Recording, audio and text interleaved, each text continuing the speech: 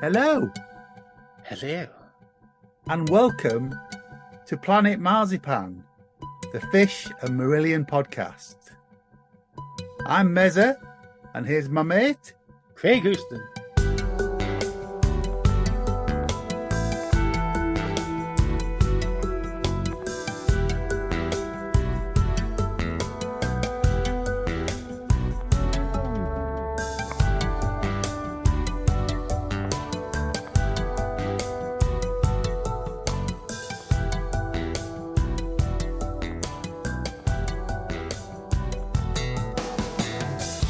Are we ready?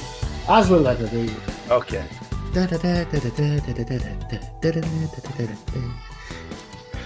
And now from Norwich. It's the pod of the week. Hello, and welcome to Planet Marzipan podcast. That's not just Mezza. I'm here with my good friend, Craig, who's just knocked his little socks off. Yes. We have got some guests with us today. We welcome back Graham Tennick. Hello, how are you doing? I'm good, thanks. You? I'm doing well. Great. And Mikie rejoins us. Hello, boys. Hello. Now, there's no Lucy fight to bicker with this week, so you're good. I'm safe for now. And Oh, she'll get you. we're not going to review an album today, are we? We're going to do a fish shop update. There's a guy works down the fish shop, swears he's Derek. I think those of us that are fans of Fish have been waiting for the remixes and remasters of and deluxes of Vigil and Internal Exile to arrive. And obviously, as most of you are aware now, they are hitting our doorsteps now as we speak. So we thought we would do a bit of an update on the packages and our thoughts on the remixes. We will mop up a few other things as we get towards the end of the episode. But the remixes and the demos and some of the live tracks are available on streaming as well. So if you're undecided or if you're waiting for your package to arrive, they are on Spotify, Apple. Are they on the high-res sites as well? Yeah, they are. Yeah. Okay. So they're out there to have a listen to if you're undecided or if we kind of say something that piques your interest. But firstly, this isn't a big in-depth review of the albums because we are holding that back for some proper uber nerdy stuff that we usually do. And it is worth saying that all four of us have bought all of these. We haven't had any of these free. We have no affiliation with Fish's shop. So we're going to be honest. Even though we advertise all the good stuff at the end. Yes, you do. And this is good stuff. Yes. Oh, yes. Well, we're going to start off by talking about the remixes. Shall we talk about the Vigil remix first? Well, Anybody want to start? I think it's more fundamental than just the Vigil one. I think the thing that I actually is really apparent with the start.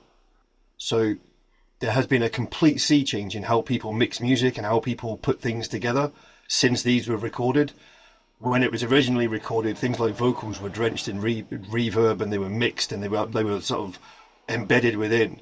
And I think one thing that Callum's done in this mix is he's taken modern mixing principles and applied them to these old recordings. So they are fundamentally different. I mean, the lyrics are so dry in places compared to where... And I love it because I'm still writing music and I'm like studying these ways of doing things. So I think, oh, this is brilliant, it's really modern. But on the other hand, part of my head goes, no, that is so wrong. That's not how it's meant to sound. It is really hard to put the two together. It almost sounds to me like he's used different vocal takes or Fish has redone some stuff. That was my wife. First of all, she says she's not a prog fan and hates musical wanking, but knows every single word to both Vigil and that's abuse. And Eternal Exile. And I mean, she's just like, these are so different. She goes, it's not any better or any worse, but you can hear so much more. Yeah. And when I first played it, she went, oh, I don't like that. But then by the end of the album, she was like, this is amazing. But I think there is definitely that transition period. You're like, hang on a minute, this is different stuff. Yeah. Mikie? I did feel when I first put Vigil on, I had to keep stopping it um, because I was like, "Oh, this is you. Oh, this is you. Oh, this is you." So I'd I'd sort of like queue up the original album, and it was, "Oh, the stuff's there. I just never heard it, or it's been so flat in the mix." Yeah. I agree with what Graham said, though. His vocals do sound very fresh, especially on Vigil, I think. And there was things like Big Wedge for me. It almost sounded like bits were lifted from the '95 re-recording, but I wasn't quite sure. It's, I mean, don't get me wrong. I think the remix of the album is fantastic, but I think there's something to be said for the original as well. And I don't think you can sort of like say the 24 remix is a definitive version of it. I think it's very glossy. It's very deep. It's had room to breathe. It's got so many layers to it. It's just fantastic. It's quite dynamic. But I think there's a certain charm that's been chipped away. More so, to be fair, with Internal Exile. I think there's a charm that's just totally gone from it. But I still love the remix that it is. But Vigil, I was even looking at like the track lengths. I think it was View from the Hill. I think it's about 20 seconds longer, and quite a lot of the tracks are actually longer, even if it's only like 5-10 seconds. But they are. But no, I love I love both of these albums, and I always have done. But I don't think I'll ever stop listening to the originals. But I must admit, these have been in heavy rotation since I imported them. And hats Greg's off to them. dying to say Hats off. something, and I need to ask Craig what he thinks. Yeah. Greg, what are you trying to jump in to say?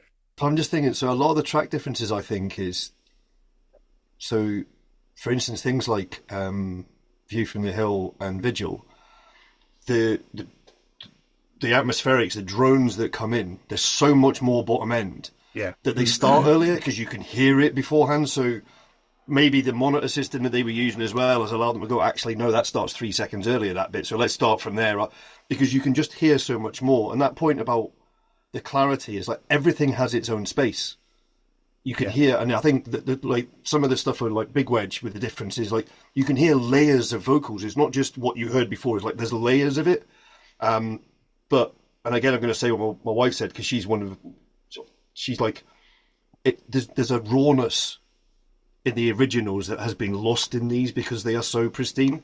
And she says, I really like the fact that it sounded that little bit more fish anger, and there was and she was in the clarity of the vocals. You've lost some of his raspness, and I hadn't thought about it until she said it, but you do lose that angst that's in the vocals and what have you a little bit because of the way so well produced. Craig, what do you think of it? I love it. I love it. I mean, there are differences where you hear things. I mean, like for instance, in State of Mind, where there's like more like double vocals, where it's a lot more noticeable like that. And, things on Vigil itself, exactly what Grae said, where your drones not coming in slightly differently. And even at the end of Vigil, when he's does the vocal of the spoken word of the boy stood and stared at the hill. In the original version, that was so quiet. Yeah, it's really been now it's right up. It's right up there. And to be fair, I think that loses something with it being as high up. I think it should have stayed a bit further down. But all in all, I'm still processing it, to be honest. And it's been on massive. You've only had yours rotation. a day or two, haven't you? Yeah.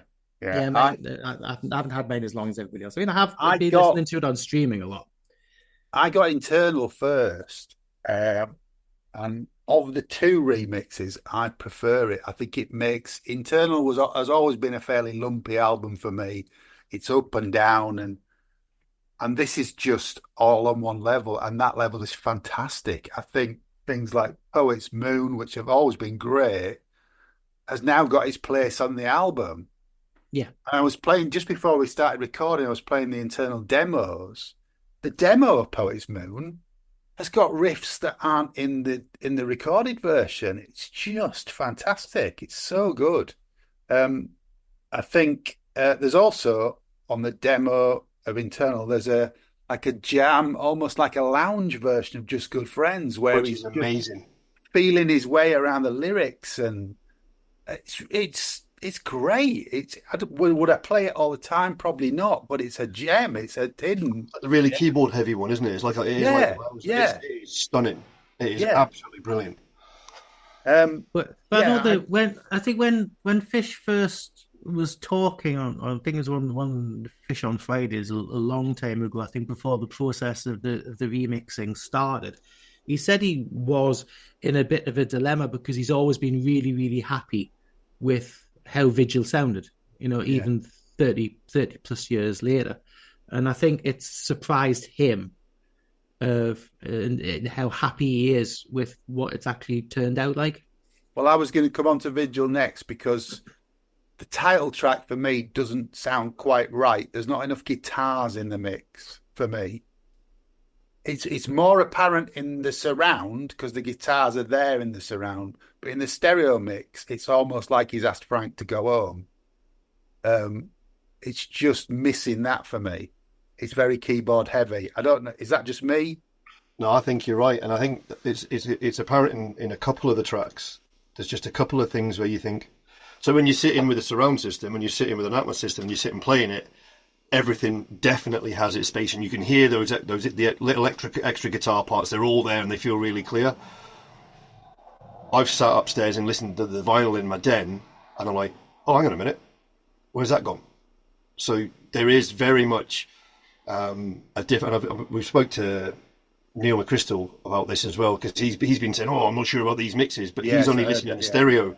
And I think Avril and Andy have done a really spectacular job in the surround mixes because they've just taken it to another whole other level. Yeah, yeah.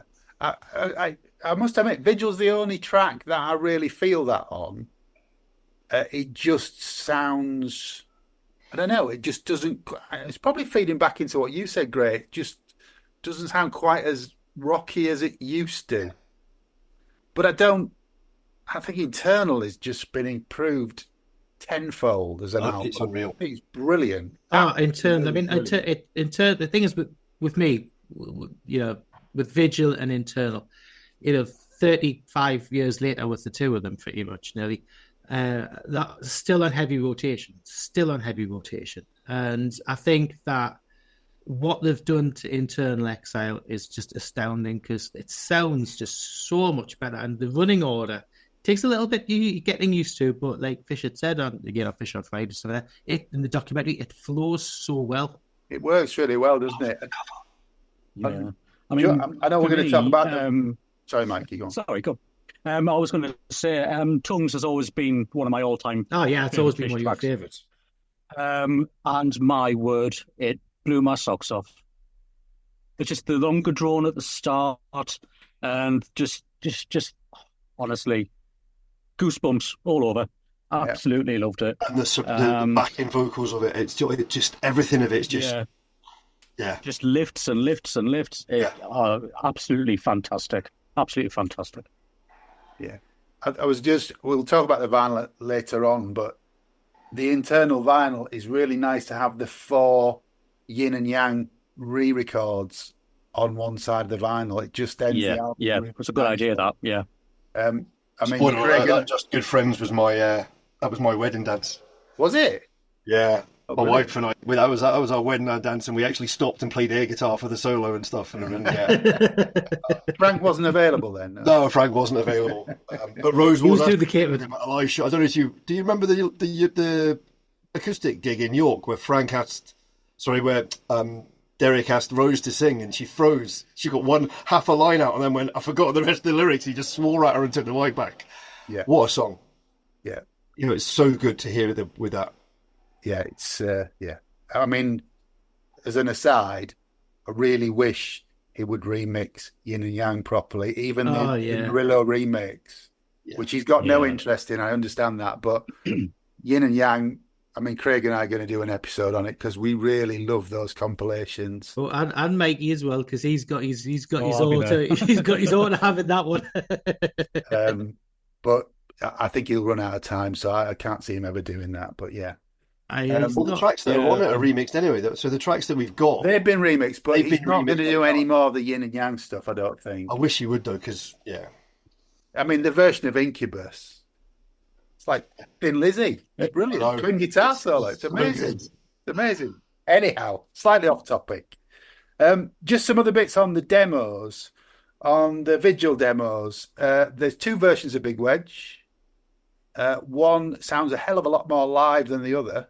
And I think it's interesting for that. And also, on a lot of these demos, Fish is doing sort of scat lyrics. He sings "Turn It On Again" in the voyeur at the end. I don't know if you go back and listen to the studio version, those lyrics are there, but buried in the background. Are they?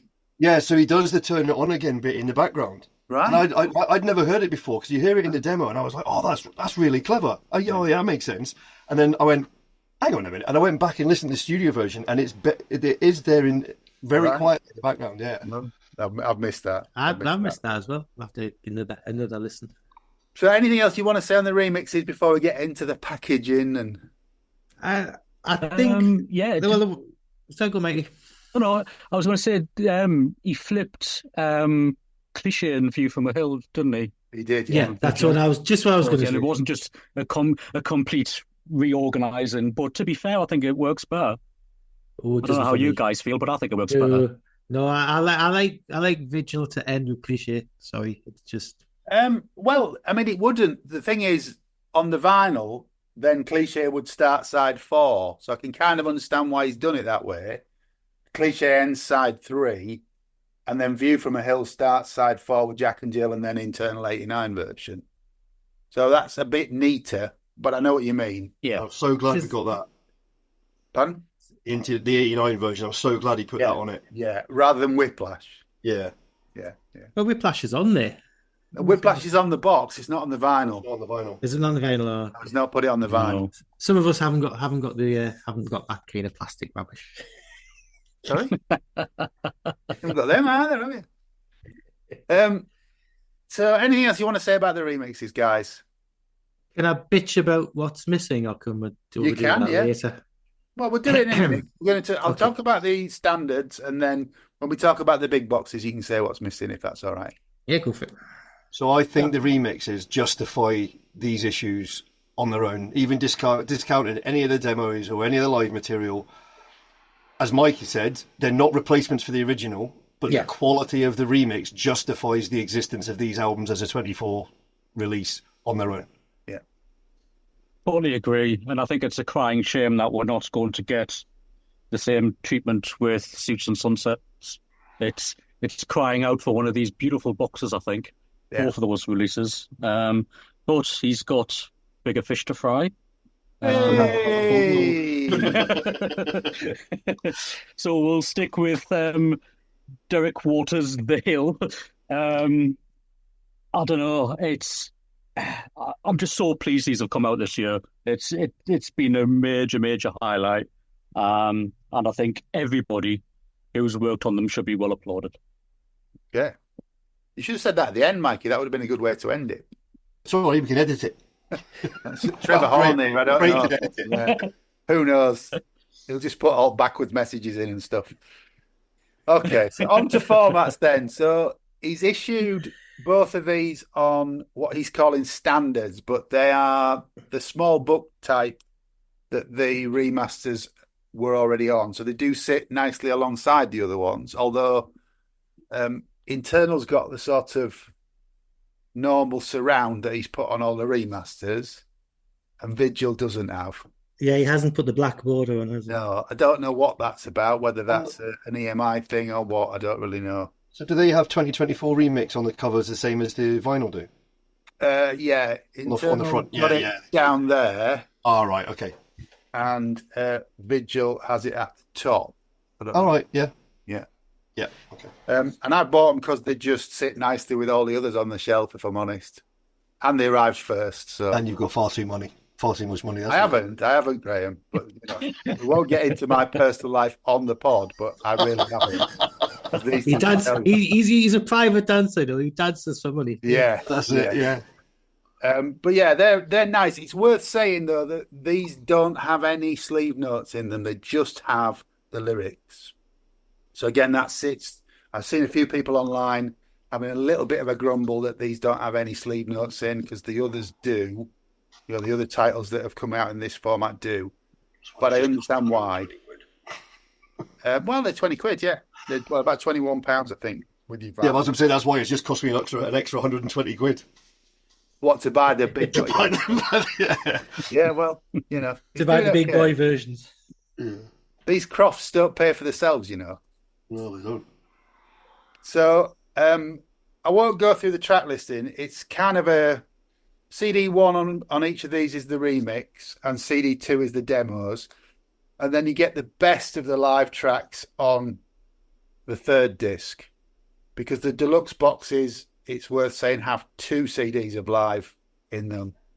And we'll talk in a minute when we get to the deluxe boxes in a minute about the track listing and where things have come from. But these are, if you can't afford to pay 60 quid for the big boxes, these are nice. These are really nice. Just about £21. Okay. So on to the big boxes. Shall we do Vigil first? Yeah. Go for it. Yeah. The Blu-ray in these boxes are absolutely packed, I have to say. There's a on Vigil there's a 24 remix in Atmos and 5.1. There's a Fish Dave Barras film called Climbing the Hill, which is the documentary of the album. There's a Mark Wilkinson interview, The Art of Vigil. There's the original promo videos for State of Mind, Big Wedge, Gentleman's Excuse Me, with the remix dubbed on top. And then there's 2 full live bootleg CDs. So there's Pigpen's Birthday from Hammersmith 1990 and For Whom the Bells Toll from Edinburgh Playhouse New Year's Eve 91. That was from the Internal Exile tour, but these are the battle side ones. The battle side ones, which were really helpful for his career in the mid-90s because they were designed to battle the bootleggers and to provide. No, he sold them to a bootlegger, and then he bootlegged them himself. Yeah. Oh, yeah. Whaley old fish. Have you played the sound on those? Yeah, they sound great. I think they've been remixed. They must have been. Yeah, they have. Yeah. You know, it says they've been they have been worked on. Yeah. Yeah. They sound great. Do you want to talk about the documentary?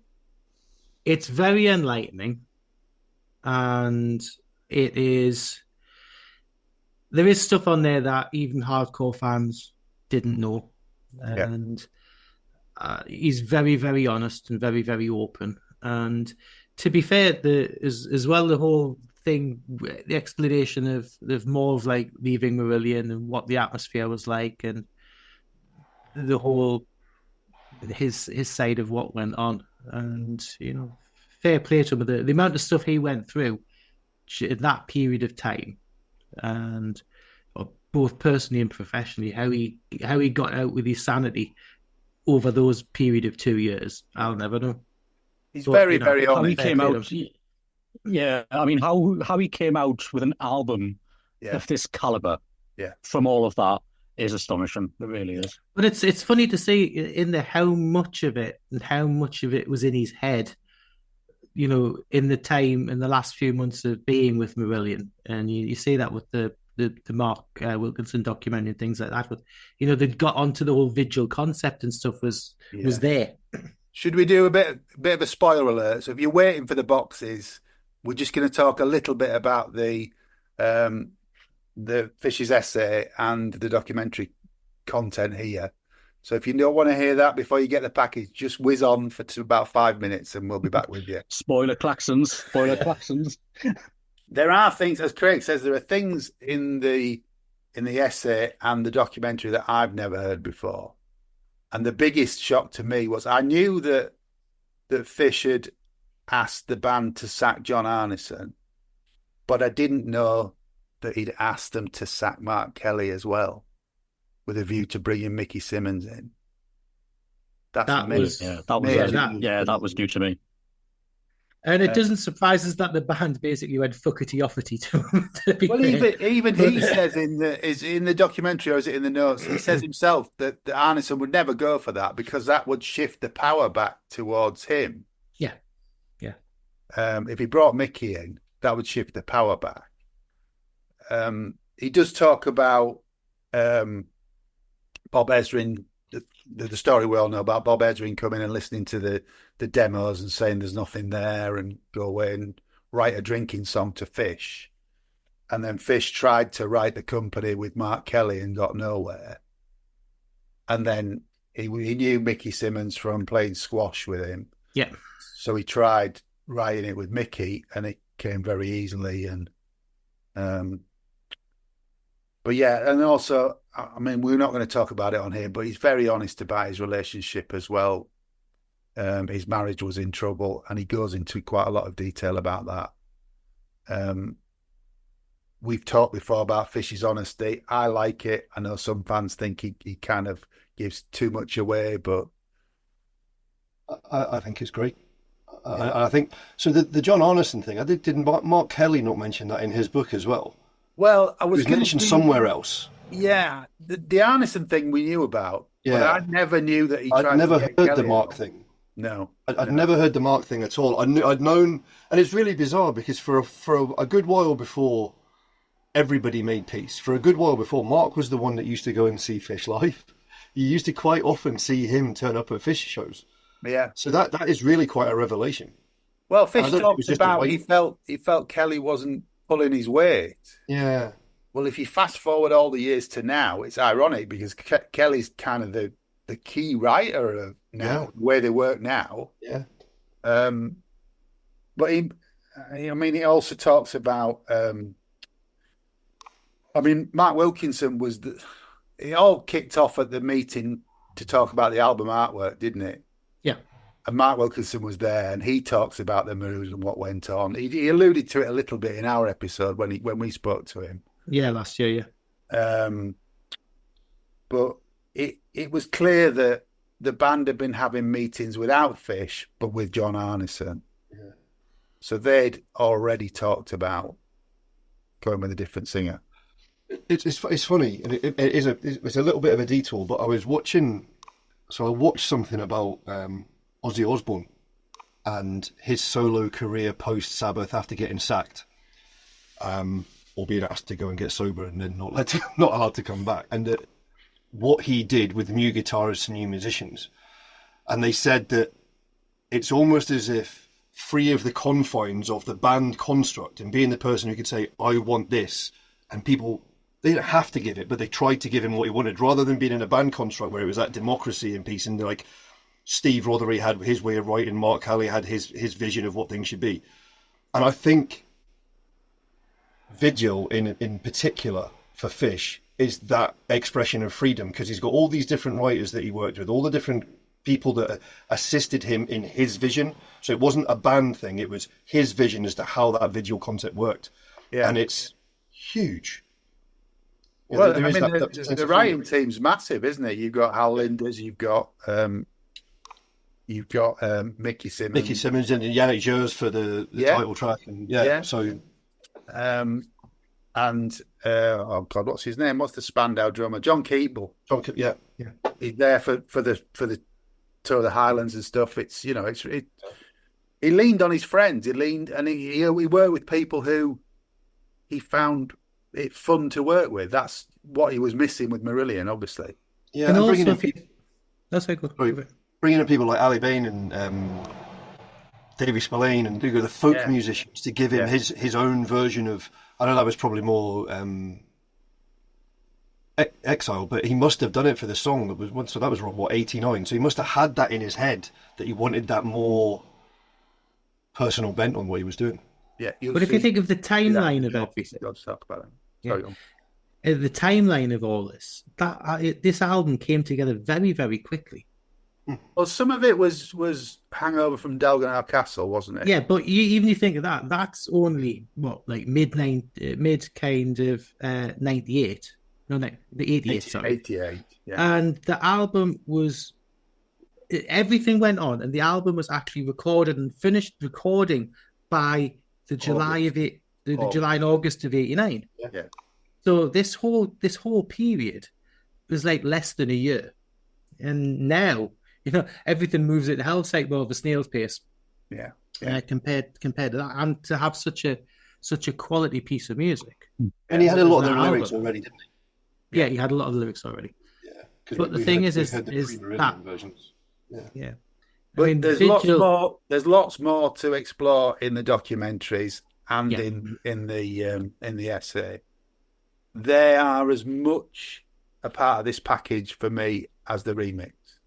It's the full story behind the album. The live stuff, I want to draw a bit of a similarity with Phil Collins. So Phil Collins did some reissues a good few years back, and the second disc was all live. So it was the remastered album with a live disc. And for the first two, he tried to put things on there that were interesting, but maybe the quality wasn't quite there. And all the fans went, I can't play this. You play it once and you put it away. And then after that, he went back to using live videos and good recordings and slightly more run-of-the-mill things, but that sounded better. And I think that's what Fish has done here, because there are tracks from the BBC, there are tracks from Pig Ben's Birthday, there are tracks from Uncle Fish and the Crypt Creepers. There's tracks from Derek Dick and his Amazing Dancing Bear. There's tracks from Sushi, tracks from Vigil's End, and the Fishheads Club. So he's used recordings of reasonable quality to give us an overall live album. There's a slight caveat on that, though. This is where the physical version differs from the streaming version. Because on the streaming versions, all the BBC stuff isn't there.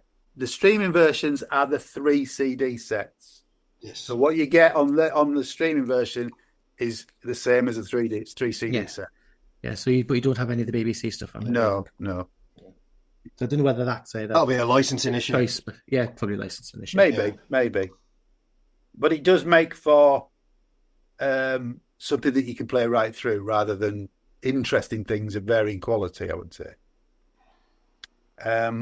Anything else you want to say on that? You'd be mad not to buy it. Okay. Well, he's saying they're limited, isn't he, really? So I don't know whether he'll repress them or not. I think it depends on how the sales go, because he's going to want them for the tour. They're really hefty. They're not, they're well-constructed boxes, nicely bound book. It's got kind of a matte finish to it as well. And they're very weighty. Yeah. They're like the other ones he's done. If you've got Weltschmerz or 13 Star, they're of that quality. They really are.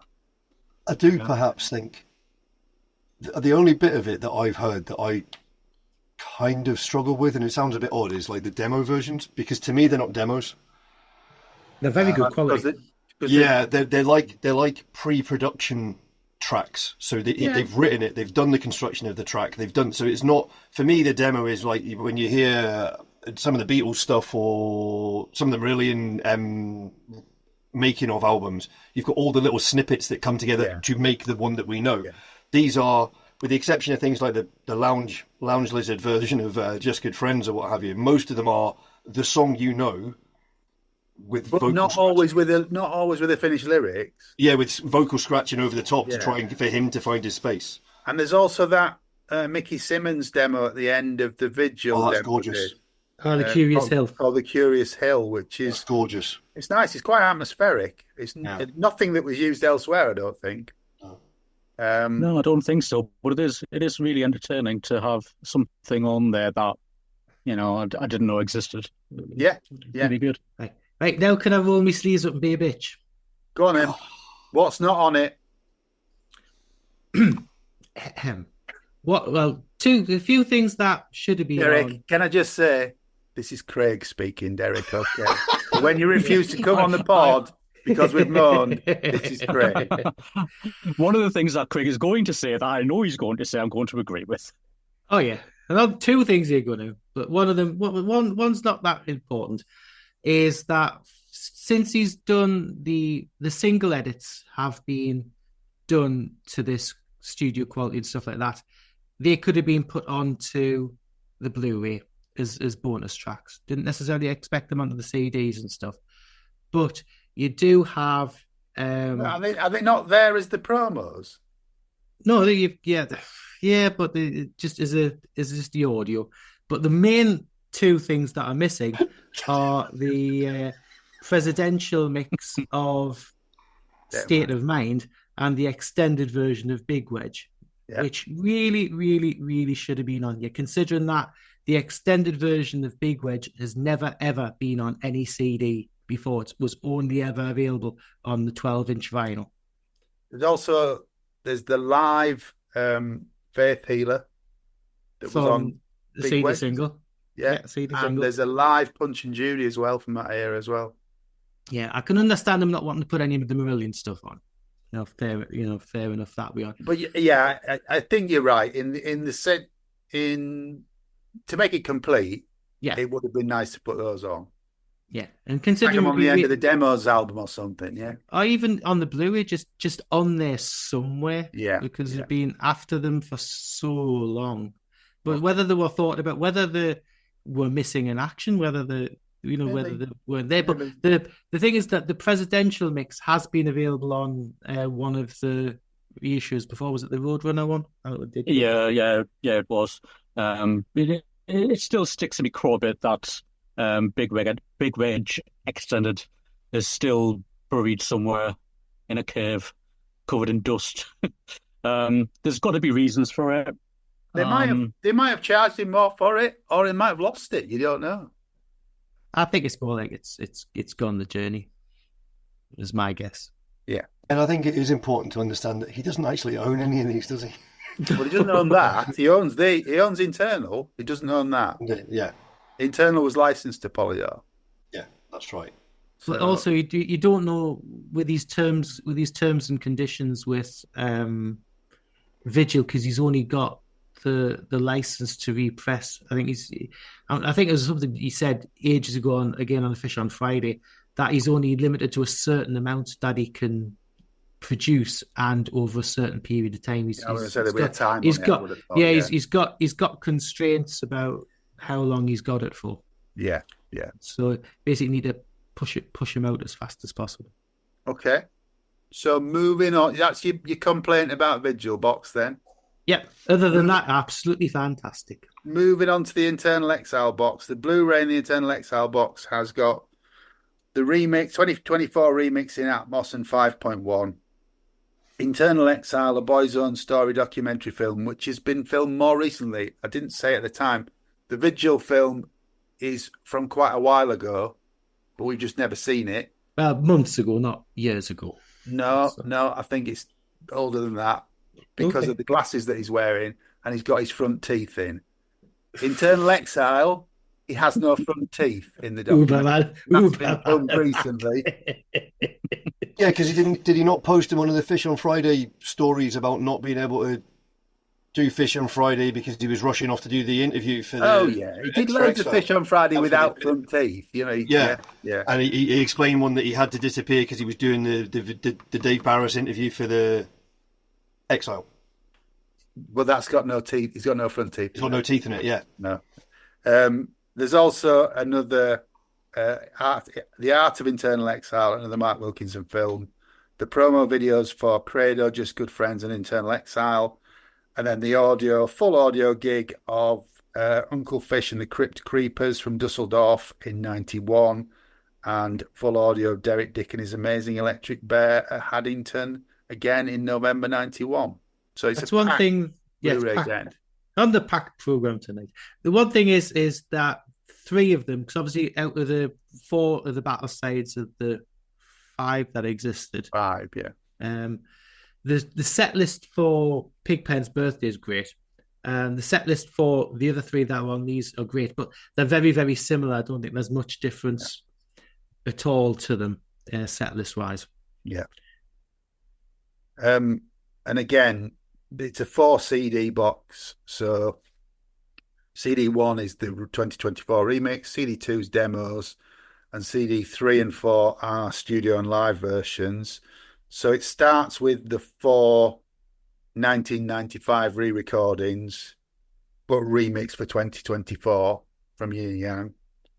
Then you've got BBC Nottingham Royal Court, more tracks from Sushi, onto disc 4, more tracks from Uncle Fish and the Crypt Creepers, and a couple of tracks from Communion in Haddington in 2006.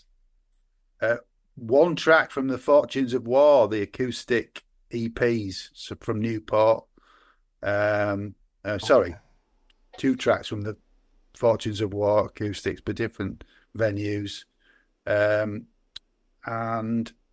there is a track from the Sunsets on Empire live show DVD. from Poland, from the DVD. Yeah. So again, similar sort of thing. He's used good quality live recordings to give you consistency across the discs. But as we said, there's more tracks on this than there are on the streaming and on the 3 CD versions. And again, another hefty piece of writing in here about what was going on at the time. Quite how we got through this period at all, I don't know. There was so much going on. Suing EMI, getting signed by Polydor. And how much Polydor ended up having to fork out for everything, which is just a gobsmacking amount of money. Eye-watering, isn't it? Yeah. But yeah, it goes into all of that. And this, until we get his autobiography, you're not going to get any more information than is in these books at the minute, I would say.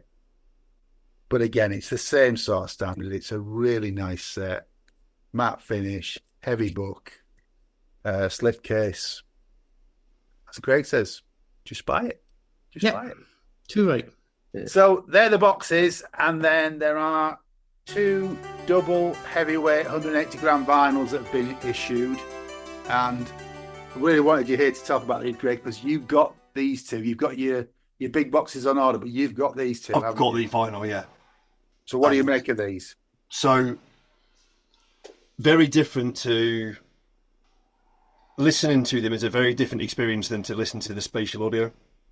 Although they sound bigger and wider, they still sound. There's things that you hear in Avalanche's mixes that you don't hear in the stereo mix because or you hear but not as prominently. But phenomenal. Just the quality of the pressing. I mean, Fish went on about on his Fish on Friday stuff about the trials and tribulations of his previous discs and what have you, and what he went and who he found to do it. Yeah, and they have done him proud.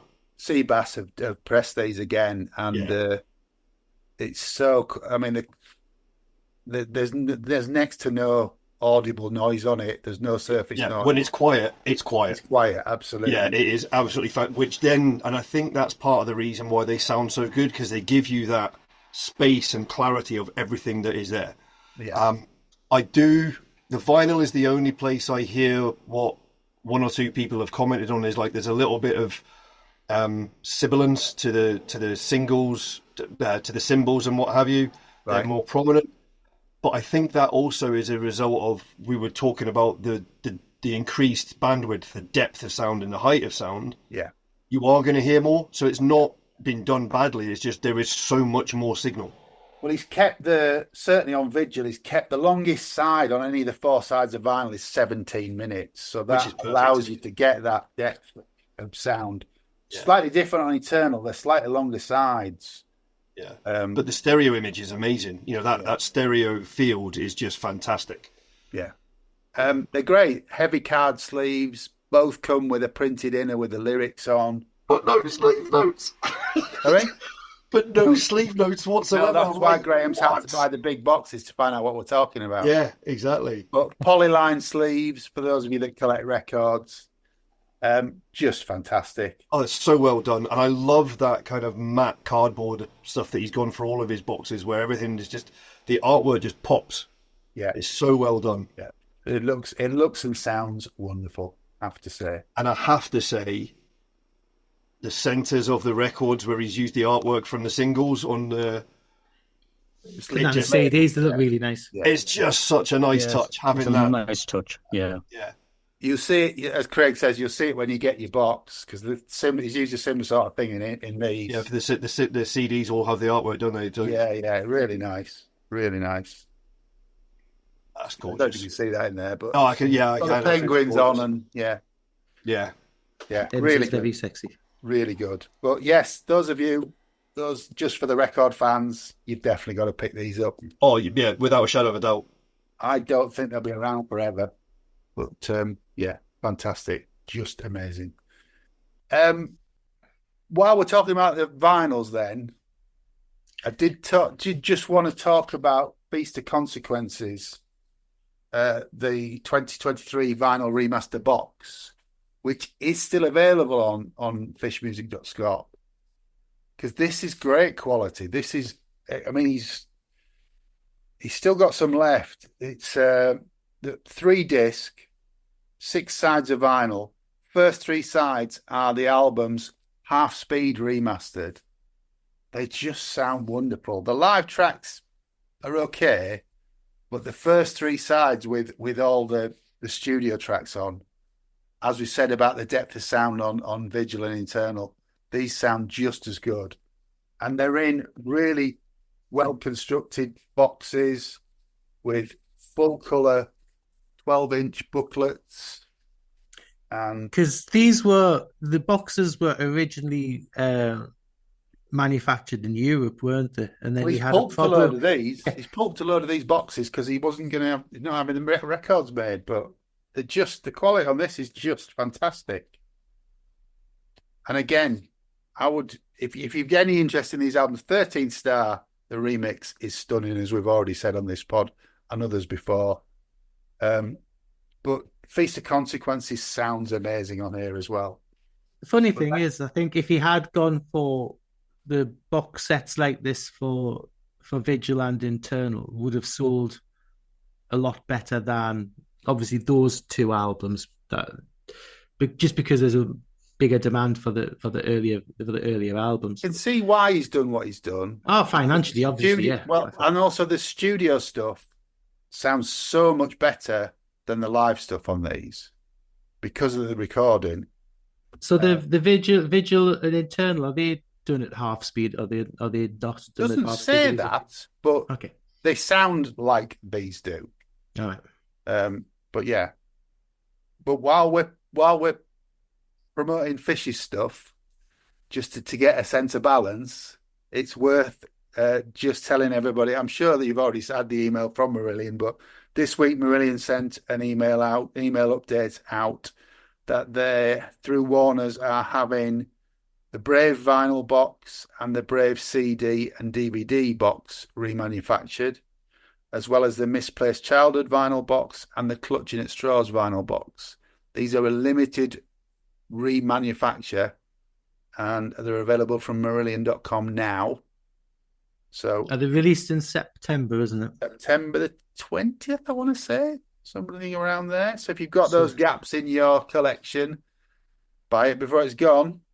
And buy it before the Before they go silly on eBay. prices on eBay go. Yeah. And then Are they doing the single discs as well, or is it just the boxes on the vinyl? Just the boxes. Just the boxes. Yeah. The vinyl, the single vinyls ones are are still available. Yeah. Yeah. It's just the boxes with the live gigs in. But final words on these boxes, guys. Yeah, don't miss out on them. They're fantastic. They're worth every penny. They are beautiful. They are insightful. And just picking up on what we've said before about the documentaries and the sleeve notes, which are essentially essays, it just brings a whole new dynamic to what you're listening to. You can take things differently from the songs that you're listening to. The vinyls as a backup are beautiful, like John's already mentioned. there's been so much care and attention to all of this, and everybody who's been a part of these remix, reissues, remasters, call them what you like, should be applauded and held aloft, because they are literally, as I've said, worth every single penny that you're willing to commit to them, no matter which version of it you buy. I mean, for me, Vigil is a really important album because it was Vigil and Season's End that got me into the whole like Marillion and Fish world. You know, I was fairly interested in the stuff previous to this, but it was really like Vigil and Season's End that hammered us down and got us into everything. And it was such a exciting period. That was for me and Mikie the same. You know, it was our first foray into it all, and my first gigs and my first kind of stuff like that. We were only like 17, 18 at the time. Yeah. And big thing. And it's both albums that I've been on constant rotation ever since I first bought them. And what they've done to these has just continued to elevate them. And I think out of the two of them, I think I'm the same as you, John. I think Internal Exile is the most improved. Yeah. And it's never been second tier Fish for me. It's always been top tier Fish for me. But between Vigil, Internal, and Sunset on Empire, they're my top three. And there's a battle now between number 2 and number 3. Well, I'm sure we will talk about that in more detail when we review those albums properly. But what we do want to say is a huge thank you to Fish and Simone, because they've been mailing all these out themselves. There's nobody helping them. And it's a huge task. But as Mikie says, the quality of these is just fantastic. It's everything you would want as a collector and as a fan. And the music sounds fantastic. And there's lots of information you've not had before. And these will sit nicely on the shelf next to the others.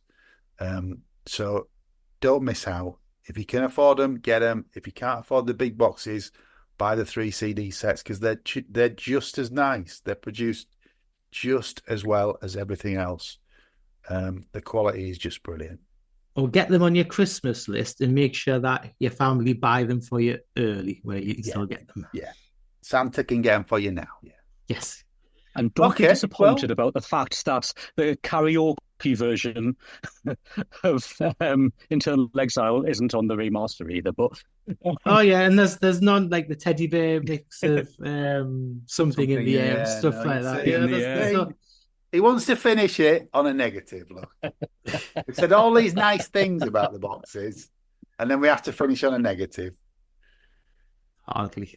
Well, anyway, I'll throw a positive in then, is because I missed out on the 13th Star Deluxe box because I couldn't afford it at the time and just bought the standard CD. And after receiving these beauties through the post, I made Fish even more busy packing more stuff, and I ordered the 13th Star Deluxe box and have been pleasantly surprised by that as well. So for me, I've had 3 new fishy things to listen to, and all 3 of them have been in heavy rotation. And again, thank you very much to Fish and Simone. They've done a fantastic job, haven't they? Yeah. Brilliant. Okay, well, look, I hope you've enjoyed listening to our Fishy Shop update. It just goes without saying, thank you very much to Mikie Craig. Mikie Craig? Mikey Craig. Mikie Craig, no. Mikie K, even. Michael K. Let's try that again. Friend. It just goes to say, thank you very much to Mikie K. Goodbye. Not speaking to me now because I got his name wrong a minute ago. Thank you to Graeme Tennick. Thank you. It's been a pleasure. And I still have that T-shirt for you for Happiness is the Road, by the way, as a giveaway. Oh, brilliant. Yeah. Okay. Yeah, when you get around to doing that album, I've got that. All right. We will get you back on soon, Grae, to talk about something else. Cheers. Right. Thank you very much. Thank you very much. Speak soon, mate. And thank you to my co-host, Craig. Thank you very much, Mrs. And thank you for listening, guys and girls.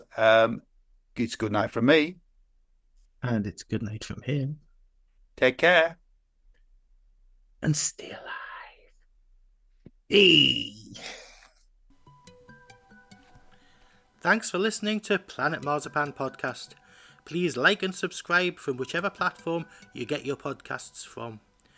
You can contact us at planetmarzipanpodcast@gmail.com and check out marillion.com, fishmusic.scot or fishmusic.eu for all the good stuff.